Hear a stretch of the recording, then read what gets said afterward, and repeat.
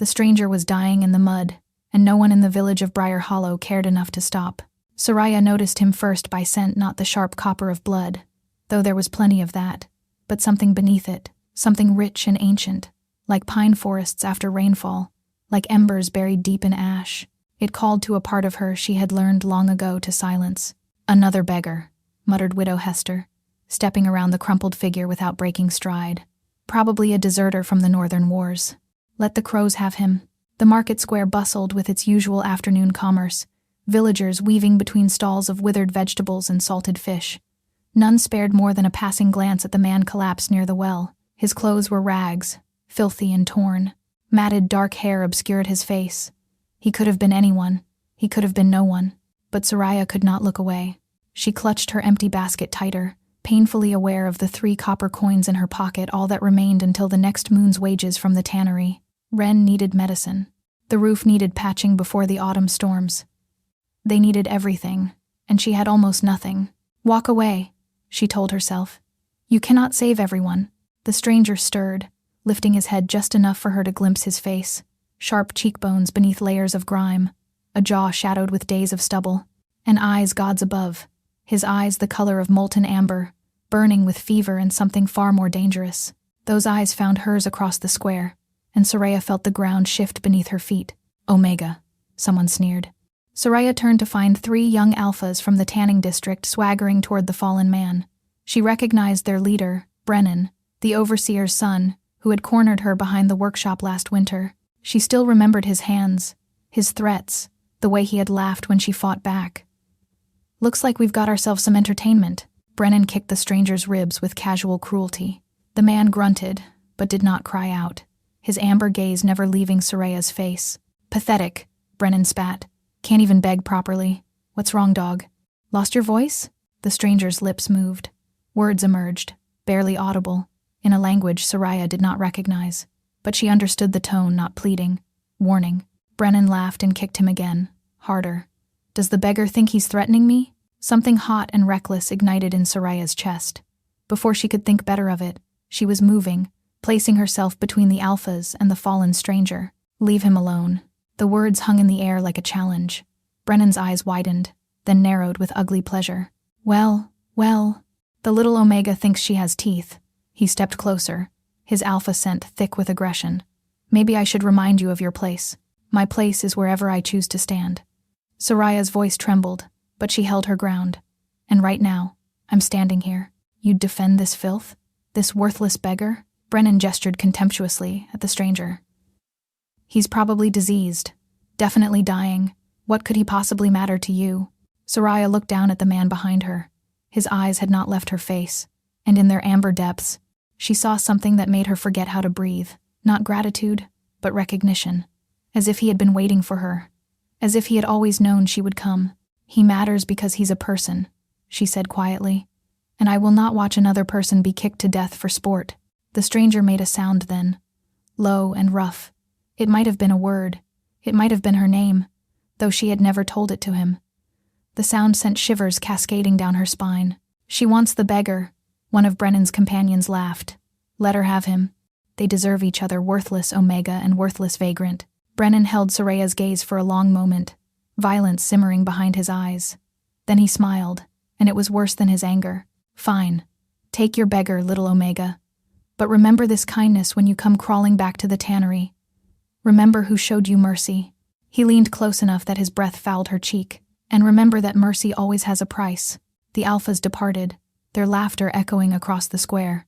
Only when they vanished around the corner did Soraya allow herself to breathe. She knelt beside the stranger, her hands hovering uncertainly over his battered body. Up close, the wrongness of his condition became starkly apparent. Beneath the dirt and blood, his skin held an ashen pallor that spoke of poison, not mere injury. Dark veins crawled up the side of his neck, pulsing with something that looked almost black. "Can you stand?" she asked. Those amber eyes studied her with unnerving intensity. When he spoke again, his accent was thick, the words halting. "You should not have done that." "Probably not," Soraya agreed. "Can you stand?" A ghost of something crossed his features, surprise, perhaps, or the memory of amusement. "For you, I will try." It took all her strength to help him rise. He was larger than she had realized, tall enough to dwarf her, broad across the shoulders despite his gaunt frame. His weight against her side felt like anchoring herself to a mountain. "I have nothing to offer you," he said as they stumbled toward the edge of the square. "No coin. No name worth speaking. I didn't ask for anything." "Why help me then?"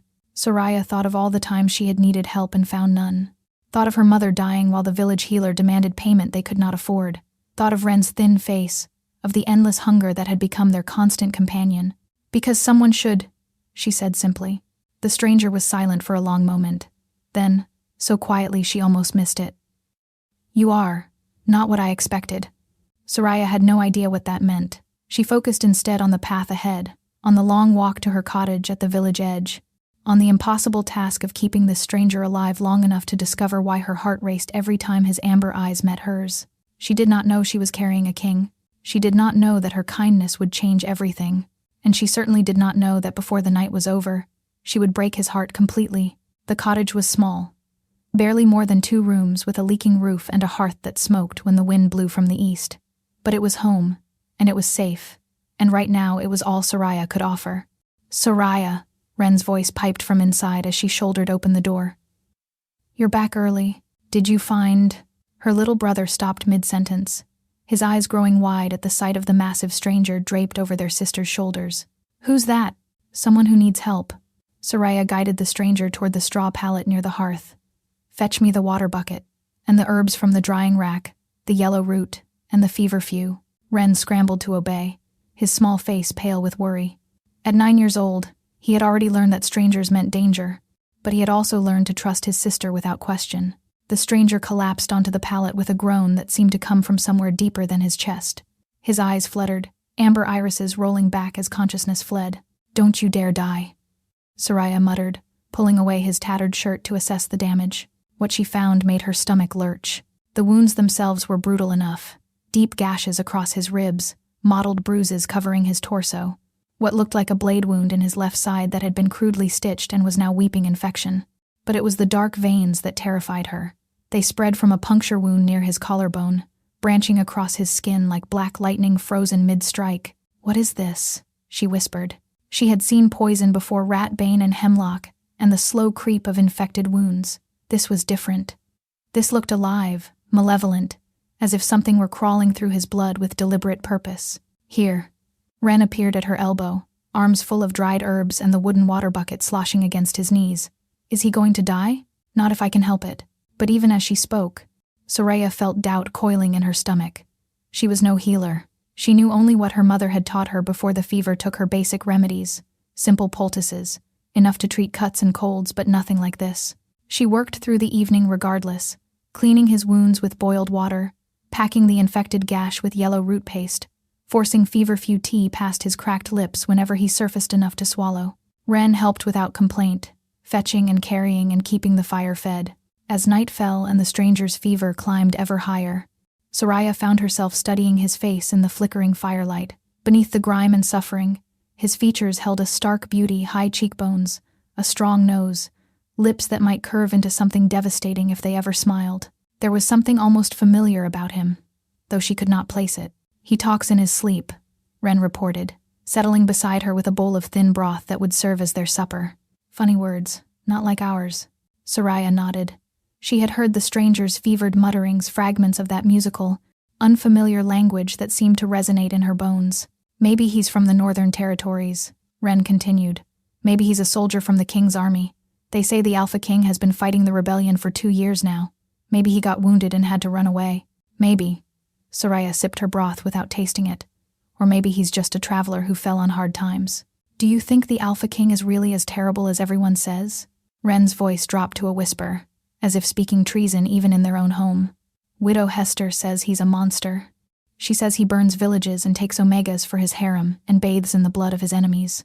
The stranger made a sound something between a growl and a groan. Soraya's head snapped toward him, but his eyes remained closed, his breathing still ragged with fever. "Widow Hester says a lot of things," she murmured. But the truth was, she had heard the same stories. Everyone had. The Alpha King of Valdoria was a name spoken in whispers, a shadow that loomed over the entire realm. His war against the rebel lords had dragged on for years, leaving devastation in its wake. Refugees flooded the southern villages with tales of burned fields and slaughtered innocents. I hope I never meet him, Soraya said quietly. Any alpha who would cause such suffering, who would use his power to crush those weaker than himself. She shook her head. That is not strength. That is cruelty wearing a crown. The stranger's eyes flew open. Soraya gasped, nearly dropping her bowl. His gaze was clearer than before, the fever still present but banked somehow, and fixed on her face with devastating intensity. You hate him. His voice was rough as gravel, his accent thick, but the words unmistakable. The king. Soraya's cheeks flushed, caught speaking ill of royalty to a stranger whose loyalties she did not know. I don't know him. I only know what I've heard, and what you've heard makes you hate him. What I've heard makes me fear him, and pity anyone unfortunate enough to draw his attention. She lifted her chin. Why? Do you serve him? Are you one of his soldiers? Something shifted in his amber eyes, pain that had nothing to do with his wounds. A darkness that seemed to swallow the firelight. No, he said finally. I am no one's soldier. But even as he spoke, Soraya saw his hands clench in the rough blanket, saw the muscle feather in his jaw. He was lying. Or rather, not telling her everything, which amounted to the same thing. You should rest, she said, rising to put distance between them. The fever will break by morning, or it won't. Either way, there's nothing more I can do tonight. The stranger caught her wrist as she turned away. His grip was weak, trembling, but his touch sent lightning racing up her arm. Thank you, he said, for your kindness. For defending me when you had no reason to. Soraya looked down at his hand on her wrist, at the black veins crawling toward his fingers. Everyone deserves kindness. No. His voice dropped to something barely above a whisper. Not everyone. His eyes closed, and his grip went slack as unconsciousness claimed him once more. But his words echoed in Soraya's mind long after Ren had fallen asleep in his corner and the fire had burned down to embers. Not everyone deserves kindness. What had this stranger done, she wondered, to believe that about himself? Soraya woke to the sound of screaming. She scrambled upright, heart pounding, reaching instinctively for the knife she kept beneath her pillow. But the cottage was undisturbed. Ren still slept, curled in his blankets. The fire had died to coals, and the screaming was coming from the stranger. He thrashed on the pallet, back arched, cords standing out in his neck as sounds tore from his throat that barely seemed human. His skin glistened with sweat, and in the dim glow of the embers, Soraya could see the black veins pulsing, spreading, and climbing toward his face. Wake up! She dropped to her knees beside him, grabbing his shoulders. His skin burned beneath her palms. It's a dream. You're safe. Wake up. His eyes snapped open, but they were wrong, no longer amber but molten gold, blazing with an inner light that made her breath catch. And his scent, that pine and ember scent she had noticed in the market, suddenly crashed over her like a wave, so potent it made her vision swim. Alpha. The word blazed through her mind. Not just any alpha, something more, something ancient. You, he rasped, and his voice had changed too, deeper, resonant with a growl that vibrated in her chest. I can smell you. I've been smelling you for hours, trying to resist, trying to remember why I shouldn't. His hand came up to cup her face, and Soraya knew she should pull away.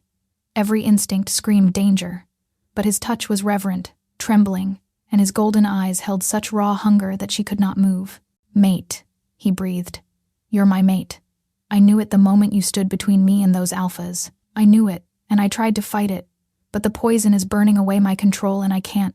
I don't understand. Soraya's voice came out strange, breathy. Her body was responding to him without her permission, heat pooling low in her belly, her pulse racing in her throat. We just met. How can you possibly? Do you feel it? His thumb traced her cheekbone, and the touch left trails of fire on her skin. This pull between us, this need. Tell me you feel it too. She did. Gods help her, she did. From the moment she had seen him collapsed in the square, something in her had recognized him, called to him, and yearned for him in ways she could not explain. This isn't real, she whispered. It's the fever, the poison. You don't know what you're saying. I know exactly what I'm saying. His other hand found the curve of her waist, drawing her closer despite her weak resistance. I've waited 300 years for you, 300 years of loneliness and duty and endless, empty nights. And now you're here, and you're perfect, and you think I'm a monster. 300 years. The words should have shocked her, should have broken the spell. But the gold of his eyes held her captive, and his scent wrapped around her like chains she had no desire to escape. "I don't think you're a monster," she heard herself say. "You do. You said you hate the Alpha King. You said any alpha who would cause such suffering deserves only pity and fear." The words hit her like cold water. She remembered saying them, remembered the way his eyes had flickered with pain. "You're not." She couldn't finish the sentence, couldn't make her mouth form the impossible question. He answered it anyway. "I am Kaelin," he said, his voice cracking on the name like a confession, like a curse. "First of my name, Alpha King of Valdoria, and you, my beautiful brave, impossible Omega, you are the mate I never thought I would find." Soraya's world tilted. The Alpha King, the monster of every bedtime story and whispered warning, the tyrant whose war had displaced thousands, whose name mothers used to frighten children into obedience. She was in her cottage with the Alpha King, and he was calling her his mate. No. She tried to pull away, but his grip tightened, gentle but inexorable. "I'm sorry." Tears gathered in those golden eyes, actual tears, tracking down his fever-flushed cheeks. "I'm sorry for everything you've heard, for everything my enemies have made you believe, but I cannot let you go. The bond won't let me, and the poison is spreading, and if I don't claim you now, I will die and leave you alone, and I cannot." "This isn't fair," Soraya gasped. "You can't just decide." "I'm not deciding anything." His forehead dropped to hers, his breath hot against her lips. "Fate decided long before either of us was born. I am only surrendering to it." His mouth found her throat, and Soraya's protest died in her chest. His lips traced the column of her neck, searching, tasting, until they found the spot where her pulse hammered beneath her skin. "Tell me to stop," he growled against her flesh. "Tell me you don't want this, and I will fight until the poison takes me. I will die before I force you." Soraya opened her mouth to say the words. To refuse him, this stranger, this king, this impossible twist of fate. But what emerged was something else entirely. "Don't stop." His teeth pierced her skin, and the world exploded into sensation.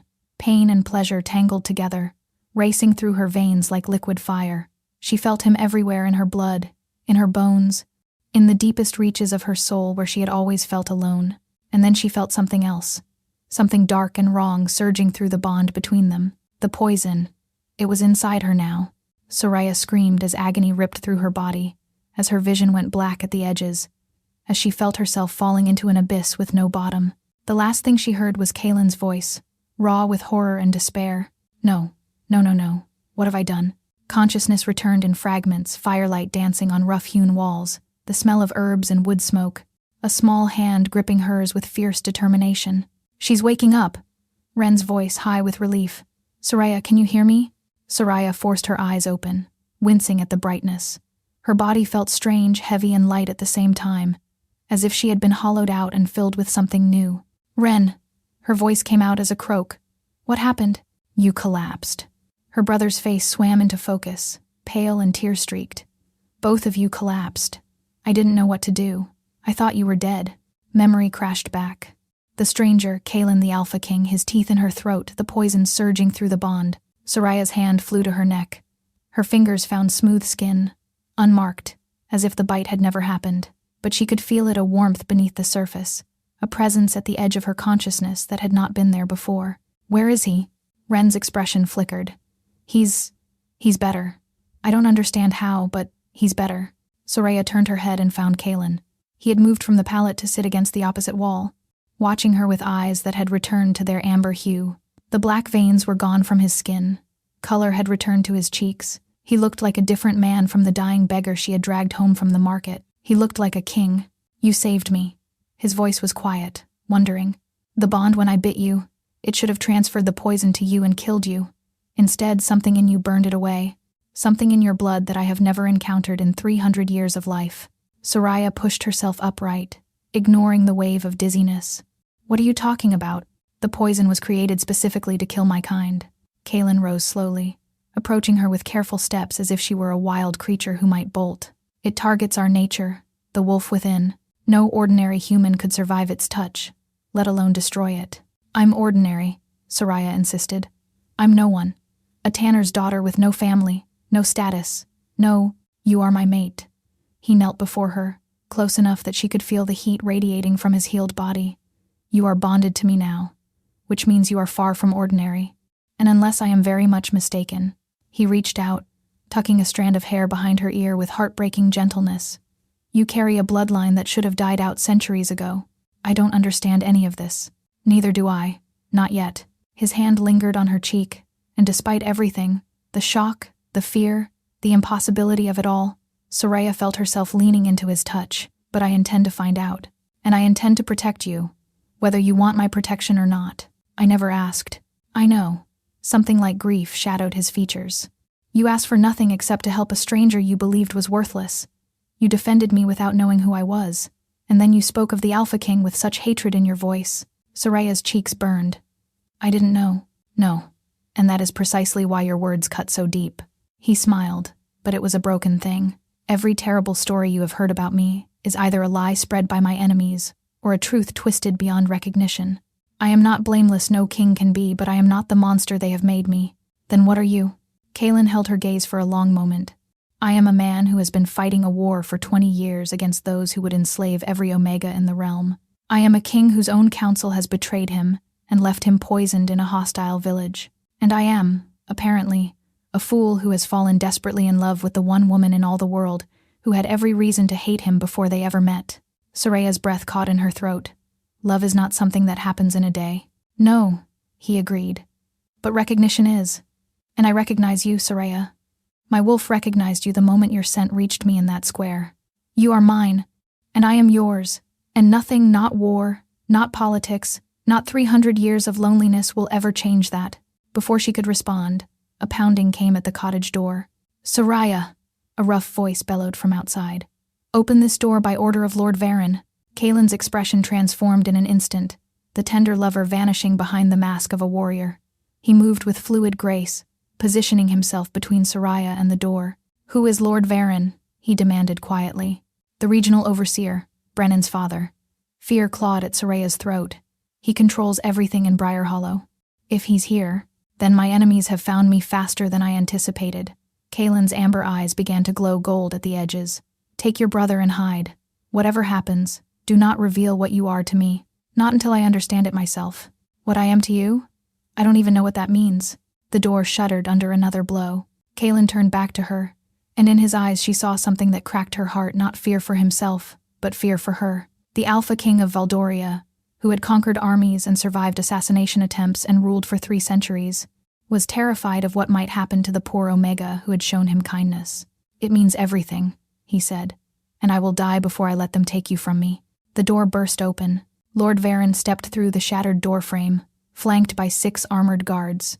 He was a broad man, thick with muscle turning to fat, his alpha scent sour with cruelty and corruption. Behind him, Brennan lurked with a smile that made Soraya's skin crawl. Well. Varen's gaze swept the cottage, lingering on Kaelin with predatory interest. The beggar from the market. I received a most interesting report about you. Kaelin stood motionless, but Soraya could feel tension radiating from him like heat from a forge. Through the strange new bond between them, she sensed his wolf pacing, calculating, preparing. I am merely a traveler, Kaelin said, his accent thickened deliberately. This kind woman offered me shelter. I mean no trouble. No trouble? Varen laughed, a sound like breaking glass. A stranger appears in my village, half dead from wounds that look remarkably like battlefield injuries. And I'm supposed to believe he's just a traveler? Believe what you wish. Varen's eyes narrowed. Search him. 2 guards moved forward. Kaelin allowed them to approach, standing perfectly still as they patted down his ragged clothing. Soraya held her breath, unsure what they might find. Nothing, my lord, one guard reported. No weapons, no coin, no identification. Interesting. Varen circled Kaelin slowly, studying him like a horse at auction. No identification, yet you carry yourself like a man accustomed to authority. Your accent marks you as northern-born, yet you wear southern rags. And those wounds... He paused, leaning closer. Those wounds were made by claws, not blades. Soraya's pulse faltered. Claws, the black veins, the mention of wolves in 300 years.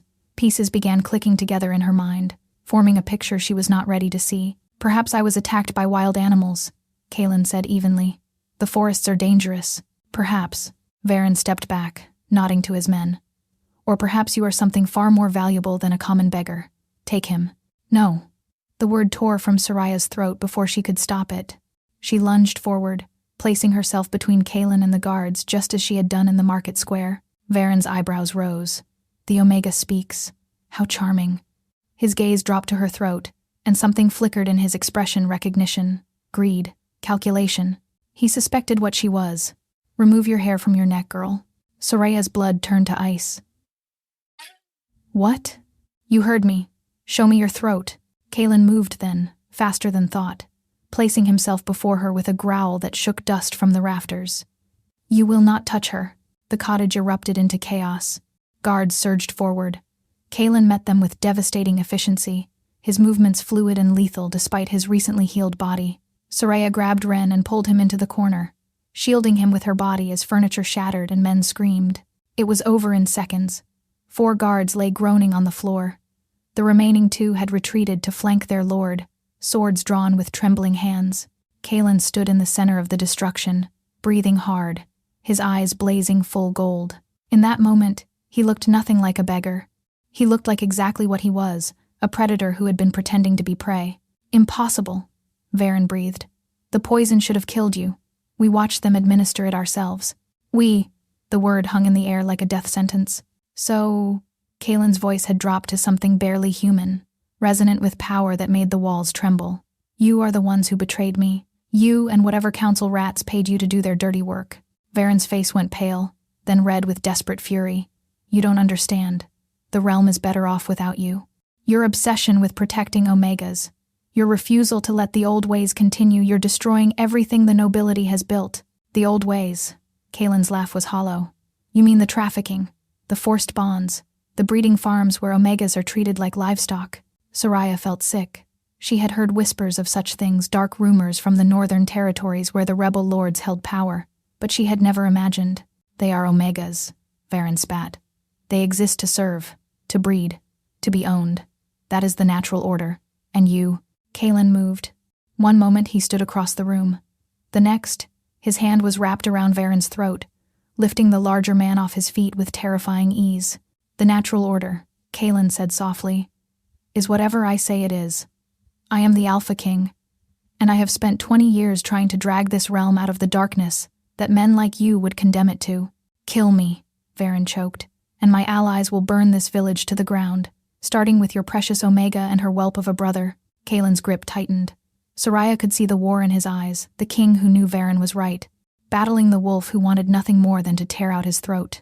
Kaelin. She spoke his name for the first time, and his entire body shuddered at the sound. Don't. Please. Not for us. He turned to look at her, and in his eyes she saw something shatter. I have to go, he said, releasing Varen to crumple gasping on the floor. If I stay, they will use you against me. They will hurt you to break me, and I cannot. His voice cracked. I cannot watch that happen. Then take us with you. I can't.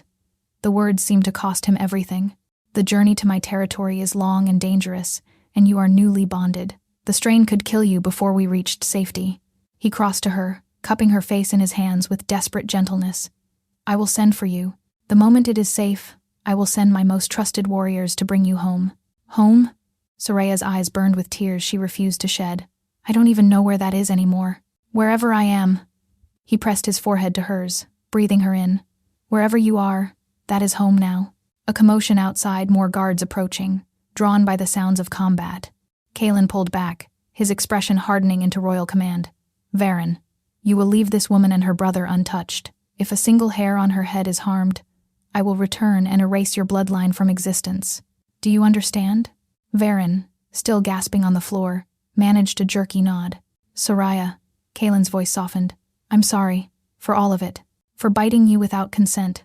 For dragging you into a war you never asked to fight. For leaving you now when every part of me screams to stay. He pressed a kiss to her forehead, lingering as if memorizing the feel of her. Wait for me. Then he was gone, moving through the back window with inhuman grace, vanishing into the night like smoke. Soraya stood frozen in the wreckage of her cottage, one hand pressed to her throat where she could still feel the echo of his bite. Through the bond, she felt him running, felt his pain and fury and desperate love like it was her own. Wait for me, he had said. She would, even if it destroyed her. The days that followed were the longest of Soraya's life. Varen had kept his word, she and Ren remained untouched. though guards now patrolled the village with new frequency, and Brennan's leering presence seemed to appear wherever she went. The message was clear. She was being watched, but the external threats paled compared to what was happening inside her. It started 3 days after Kaylin's departure, a restlessness that made sleep impossible, an ache in her chest that no herb could soothe. She found herself standing at the window for hours, staring toward the northern mountains as if she could will him to appear. "You're not eating again." Ren's voice was small, worried. "Soraya, please. You're scaring me." She looked down at the bowl of porridge that had gone cold in her hands. When had she last felt hungry? When had she last felt anything except this gnawing emptiness? "I'm fine," she lied. "Just tired." But she was not fine. Each day, the ache grew worse. Her skin felt too tight, her blood too hot. She would wake in the night gasping from dreams so vivid they left her shaking. Dreams of running through moonlit forests, of golden eyes in the darkness, of a voice calling her name in that musical northern tongue. And sometimes, in the space between sleeping and waking, she could feel him. Kaylin. His presence brushed against her consciousness like a hand reaching through fog. The incomplete bond still transmitted emotions, his worry, his longing, his desperate determination to reach her. But each transmission left her weaker than before, draining her life force drop by drop. He was alive. He was fighting. And he was coming for her. On the 7th day, Brennan came to the cottage. "My father requests your presence," he said, his smile oily with satisfaction. "There are questions about your guest." Soraya had no choice but to follow. Ren clung to her hand as they walked through the village toward the overseer's manor, his small face pale with fear. The manor was the largest building in Briar Hollow, a stone structure that had once been a minor lord's hunting lodge. Varen had claimed it years ago, turning it into a seat of petty power from which he ruled the village with an iron fist. Inside, the great hall had been arranged like a courtroom. Varen sat in a high-backed chair, flanked by advisors. Soraya did not recognize hard-faced men in traveling clothes whose scent marked them as powerful alphas. "Ah, the Omega." Varen gestured magnanimously. "Come forward, child. My associates have questions." Soraya approached on unsteady legs. Through the bond, she felt a sudden spike of alarm. Kaylin, somehow sensing her distress across the miles. "This is her?" One of the strangers circled her slowly, nostrils flaring. "The one who somehow survived the mating bite?" "So our local guards reported." Varen leaned forward eagerly. "Remarkable, isn't it? The poison should have transferred through the bond and killed her within minutes. Instead, she appears completely healthy." Appears being the key word. The stranger stopped before her, tilting her chin up with cold fingers. "Remove the hair from your neck." Soraya's hand trembled as she obeyed, revealing the smooth skin where Kaylin's bite had healed without a trace. The stranger inhaled sharply. "There's no mark. The bond is incomplete." "What does that mean?" Varen demanded. "It means she's dying." The stranger released her chin with something like disappointment. "The mating bond requires reciprocation to stabilize. Without her bite on him, the connection will slowly consume her life force. She has perhaps 2 weeks, maybe less. And the deterioration accelerates rapidly toward the end." The world tilted beneath Soraya's feet. Dying. She was dying. "Fascinating." Varen stroked his chin thoughtfully. "Can we use her? As bait, perhaps, to draw the king back?" "We don't need bait anymore."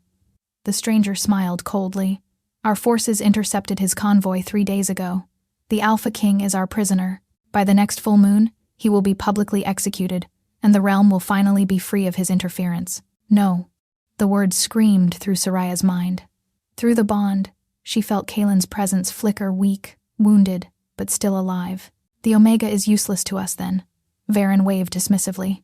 "Kill her and the boy. We can't have loose ends." "No!" Soraya pulled Ren behind her, backing away from the advancing guards. "Please, he's just a child." "He's a witness." Varen's voice was bored. "Nothing personal, my dear." A guard seized her arm.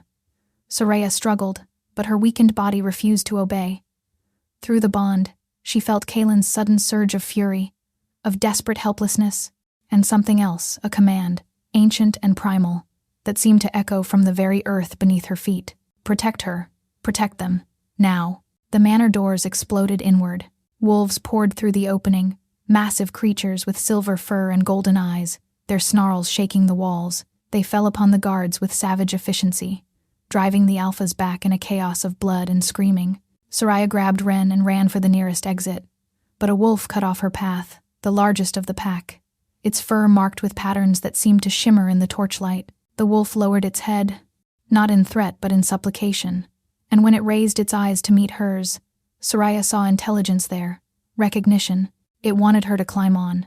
"Ren, hold on to me," she commanded, pulling her brother onto the wolf's broad back before mounting herself. "Don't let go, no matter what happens." The wolf howled once, a sound that seemed to shake the stars, and then they were running through the ruined doors, through the village streets, into the darkness of the northern forests. Soraya clung to Silver Fur as trees blurred past, as the wind stole the breath from her lungs, as the bond in her chest grew stronger with every mile that disappeared beneath thundering paws. She was going to find Kalen. She was going to save him, or she was going to die trying. Soraya woke to warmth and softness, sensations so foreign after years of rough blankets and drafty walls that she thought she must still be dreaming. The ceiling above her was vaulted stone, carved with intricate patterns of running wolves and crescent moons. Silk curtains surrounded the bed where she lay, filtering light from windows that overlooked snow-capped mountains. "She wakes," a woman's voice, musical and calm. "Fetch the elder." Soraya tried to sit up and gasped as weakness drove her back against the pillows. Her body felt hollowed out, fragile, as if the slightest movement might shatter her. "Easy, child." An elderly woman appeared at her bedside, her silver hair braided with blue ribbons, her eyes a familiar shade of amber. "You've been unconscious for 3 days. The journey took more from you than we anticipated." "Where am I?" Soraya's voice came out as a croak. "Where's Ren? Where's—" "Your brother is safe. He's been asking for you every hour." The woman smiled gently. "You are in the citadel of the Northern Pack, the seat of the Alpha King's power. I am Thessaly, elder of the High Council and, I suppose, the closest thing to a healer you'll find among our kind. Northern Pack, Alpha King." The words tumbled through Soraya's mind, connecting with fragments of legend and whispered story. "Werewolves," she breathed. "You're all werewolves. We prefer the term shifters, but yes." Thessaly settled into a chair beside the bed. "And before you ask, yes, your mate is one of us. The first and most powerful of our kind, born over 300 years ago when the world was younger and magic ran more freely through the earth. Mate." The word sent a spike of longing through Soraya's chest. "Where is he?" "The wolves who rescued us, they said he was captured." Thessaly's expression grew grave. "He was, but the king is not easily caged. He escaped his captors 2 days ago and has been fighting his way north ever since." She paused. "He knows you're here," the bond tells him. "But he also knows that I'm dying." Soraya finished the sentence quietly. "The man at the manor said the bond was incomplete, that without my bite on him, it would consume me." He spoke truly. Thessaly reached out to brush a strand of hair from Soraya's face, her touch gentle and ancient. "The mating bond is sacred among our people, a joining of souls that transforms both partners. When an alpha bites an omega, he gives part of his essence to her. But for the bond to stabilize, she must return the gift. Otherwise the essence burns through her." Soraya closed her eyes against the tears that threatened. "How long do I have?" "A week, perhaps 2, if you rest and conserve your strength. But the final days will come swiftly." Thessaly's voice softened. "But there is something else you should know, child. Something that has puzzled us since the wolves brought you here." Soraya forced her eyes open. "What? You should have died the moment Kalen bit you. His venom is lethal to ordinary humans. Even most omegas cannot survive a mating bite from one as old and powerful as he." Thessaly leaned closer, her amber eyes intent. "But you not only survived, you burned away the assassination poison that was killing him. You healed through the bond in ways we have never witnessed. I don't understand. Neither do we. But our scholars have been searching the ancient texts, and they found something remarkable." Thessaly produced a worn leather tome, opening it to a page illuminated with silver ink. "There is a bloodline lost, we thought, centuries ago that carries a gift. A divine spark from the first Omega, the goddess who created our kind alongside the first Alpha." Soraya stared at the illustration on the page. A woman wreathed in moonlight, her eyes glowing with power, her hand resting on the bowed head of a great silver wolf. "The Omega Ascendant," Thessaly continued. "A mortal woman carrying the blood of the goddess herself. It is said that when she finds her true mate, her power awakens. That she can heal any wound, break any curse, and complete any bond, even one that should have been fatal. You think I'm—" Soraya couldn't finish the sentence. It was too impossible, too far removed from her life of poverty and struggle. "I think you are far more than you know." Thessaly closed the book gently. But the only way to prove it, the only way to save both yourself and your mate, is to complete the bond. How do I do that if he's not here? Before Thessaly could answer, shouts erupted from somewhere below. Running footsteps echoed through the stone corridors, growing louder by the second. The chamber door burst open, and Ren tumbled through, his face alight with excitement. "Soraya, the king is here. He's at the gates, and he's asking for you. And the wolves are all howling, and..." Soraya was already moving, throwing off the silk covers despite her weakness, driven by a force stronger than exhaustion. Through the bond, she felt him, felt his desperation, his love, his terror at what he would find. He thought she was dying. He thought he had killed her with his bite and his love and his inability to stay away. And she had to show him he was wrong, even if it meant breaking every rule she had ever learned, even if it meant becoming something she had never dreamed she could be. Soraya made it halfway down the grand staircase before her legs gave out. She would have tumbled down the remaining steps if strong arms had not caught her arms that felt like coming home, that smelled of pine forests and embers and everything she had been craving since the moment he left. "Soraya." Kaelin's voice broke on her name. "Gods above, what have I done to you?" She looked up into his face and felt her heart shatter at what she saw. He was wounded, fresh gashes across his cheek, dried blood matting his hair, exhaustion carved into every line of his features, but it was his eyes that destroyed her.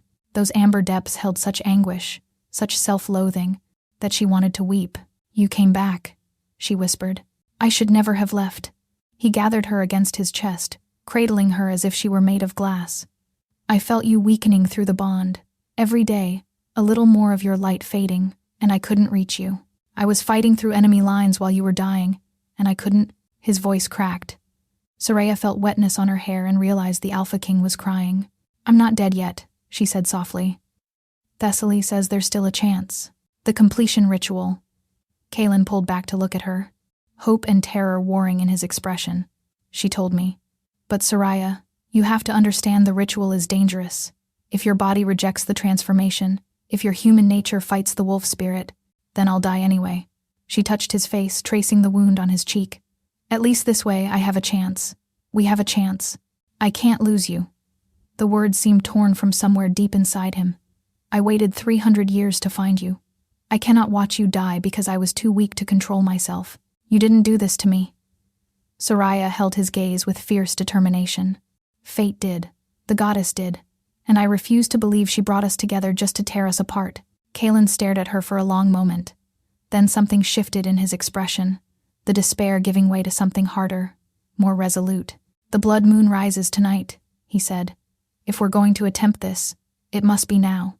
The ritual chamber lay deep beneath the citadel, carved from living rock in an age before memory. Torches lined the circular walls, their flames casting dancing shadows across ancient symbols etched into the stone floor.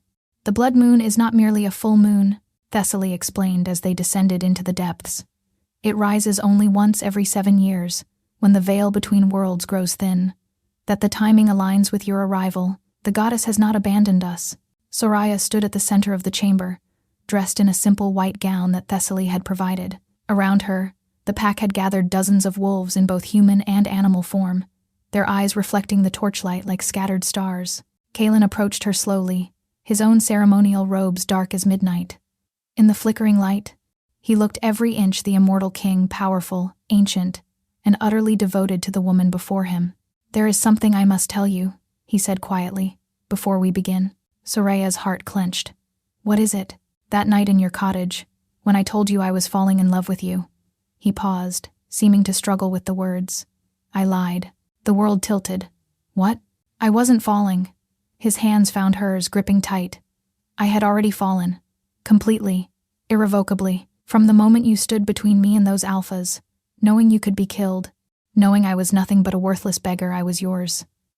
Every part of me, for whatever time I have left in this world or any other." Tears spilled down Soraya's cheeks. "Kaelin, I need you to know that," he continued fiercely. "In case this doesn't work, in case these are our last moments together, I need you to know that you didn't just save my life in that village. You saved my soul. You made me believe, for the first time in 3 centuries, that I could be more than a king, that I could be a mate, a partner." His voice dropped to a whisper. "A home." Soraya pulled him close, pressing her forehead to his.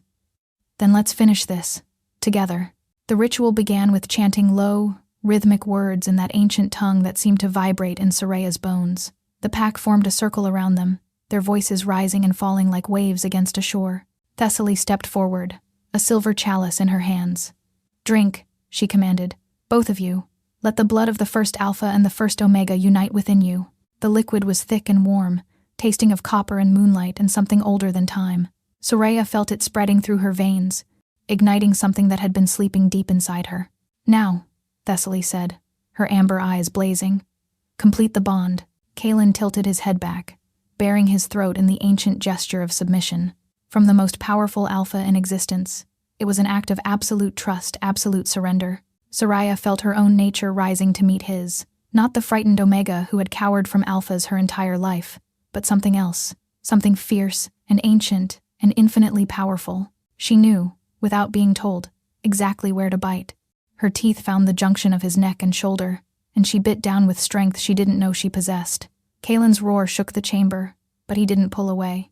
Instead, his arms came around her, holding her against him as their souls collided. The bond exploded between them like a supernova. Soraya felt everything: his 300 years of loneliness, his desperate hope when he first scented her, his agony when he realized what his bite had done. She felt his love, vast and ancient and absolutely unconditional, pouring into her like sunlight into a dark room, and she gave him everything in return. Her fear, her courage, her stubborn determination to save a stranger who turned out to be a king, her growing love, unexpected and undeniable, for the man beneath the crown. "Mine," her soul sang. "Yours," his answered. "Always and forever yours."